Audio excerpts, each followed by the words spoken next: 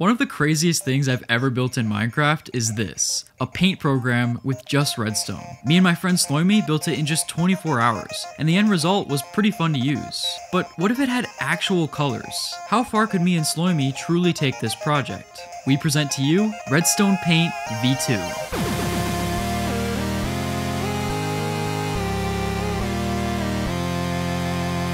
Featuring 16 colors, a cleaner user interface, better tools, and a brand new trackpad for the cursor. Building these upgrades was an incredible journey, and we're so excited to show you all the redstone engineering behind it. We hope you enjoy. Let's start by talking about the problems with the original project. The most obvious problem is that it used a boring lamp screen. So for V2, we planned to create a color screen with a custom texture pack.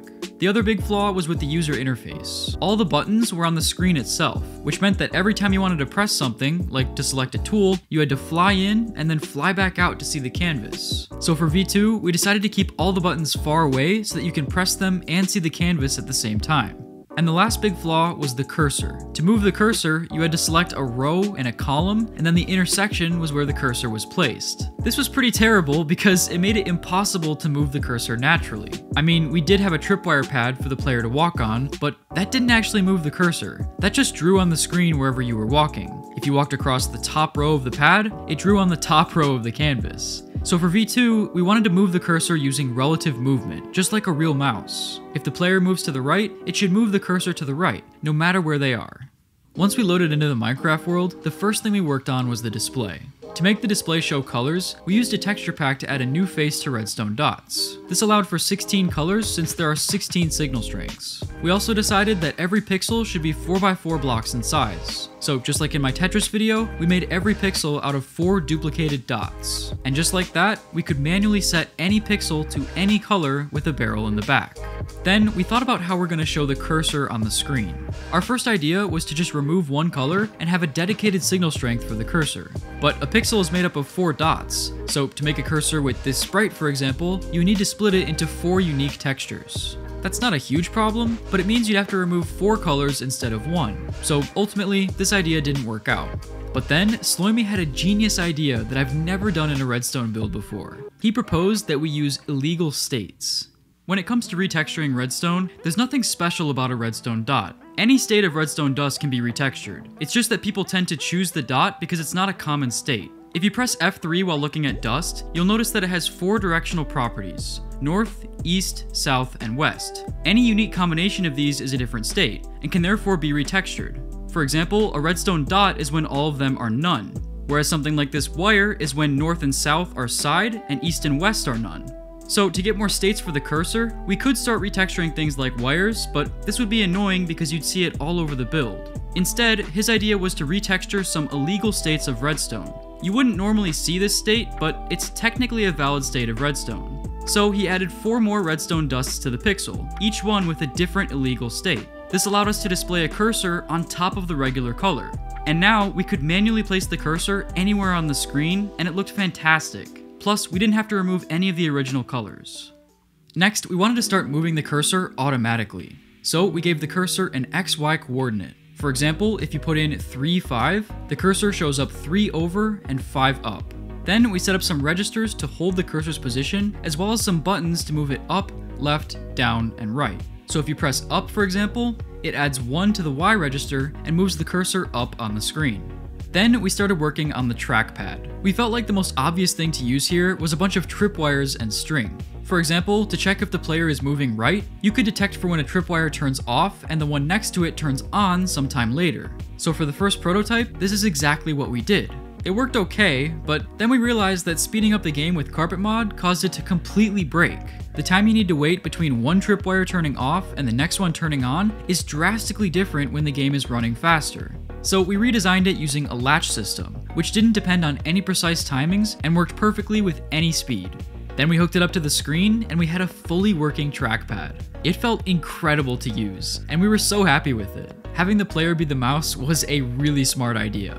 Speaking of smart ideas, one thing that has really helped me and Sloimy come up with them is Brilliant, the sponsor of this video. Brilliant is an online platform designed to help you learn by doing. They have thousands of lessons in topics like math, data analysis, programming, and AI. Just like building Redstone, Brilliant lets you play with concepts using a hands-on approach, something that is proven to be 6 times more effective than just watching lecture videos. So you're not just memorizing things, you're building critical thinking skills and becoming a better problem solver. Learning a little bit every day is super important for both personal and professional growth. Brilliant is a great way to do this, even with just minutes a day. One lesson that I really enjoyed recently is called How Technology Works. It helped me get a better intuition for all kinds of cool things like password security, GPS, and video compression. To try everything Brilliant has to offer for free for a full 30 days, visit brilliant.org/mattbatwings or click the link in the description. You'll also get 20% off an annual premium subscription. Next, we started to work on the color selection circuit. The idea behind this circuit was to let us choose a color down here, and then wherever the cursor was, it would show up as that color. To do this, we use a system of comparator additions. These 4 levers allow you to add 1, 2, 4, or 8 to the total. So by changing which of them are on, you can generate any signal strength from 0 to 15. For example, if you turn on 2 and 4, then the comparators will add 2 plus 4 and output 6. Then we built a nice little user interface for the color selection. To select a color, all you had to do was slap the note blocks above it, and you can tell it's selected because the lamps turn on. So now we could select any color and draw with it on the screen. It was also during this time that we realized the cursor probably shouldn't always be drawing. There should be some way for the player to toggle whether or not they're clicking. So we added 2 more elements to the UI. A button to click once, and a lever to hold down the click. This immediately felt way more natural. Now the trackpad was only in charge of where the cursor is. Once the player wants to start drawing, they can either click once, or hold the click down and draw a nice smooth line.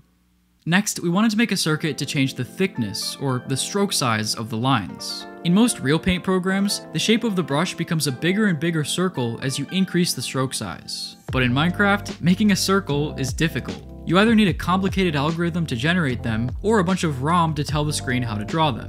So instead, we decided to compromise and make the shape of the brush a diamond. This was way easier to do with Redstone because it mimicked how Redstone spreads naturally. Notice how when I increase this signal strength, it creates a bigger and bigger diamond shape. So we used this property to our advantage and made a circuit to control how far the redstone spreads before it starts drawing on the screen.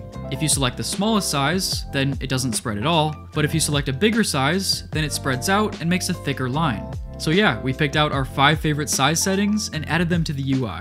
This gave us way more freedom with what we could draw. Now that we could change the color and the size, it was time to decide which tools the paint program should actually have. The most common tool from real-life paint programs is probably the brush tool, which is basically what we've been doing this entire time. It lets you draw any color with any size. So we added the brush tool to the UI as the first tool.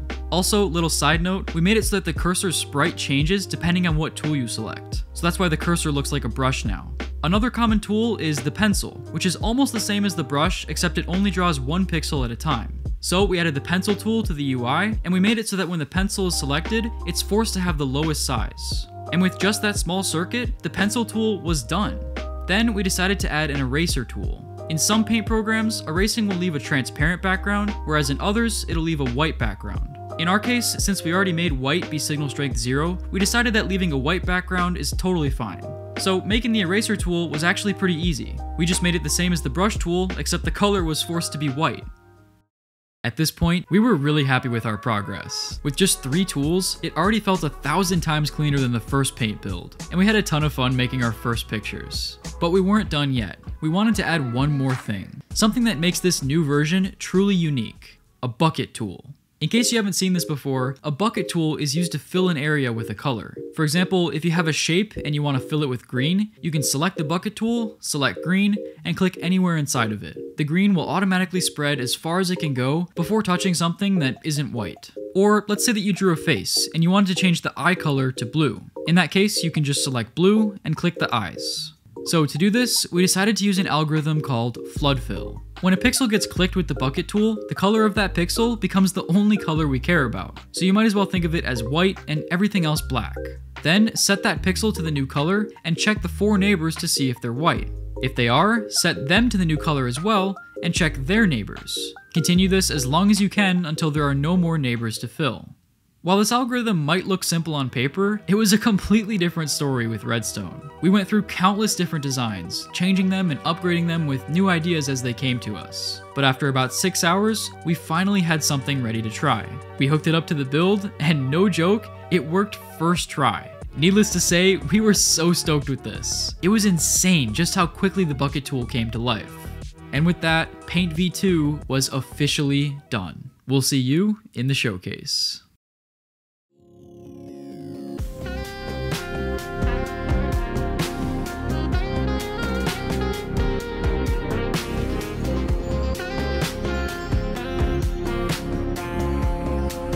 We don't make mistakes. We have happy accidents.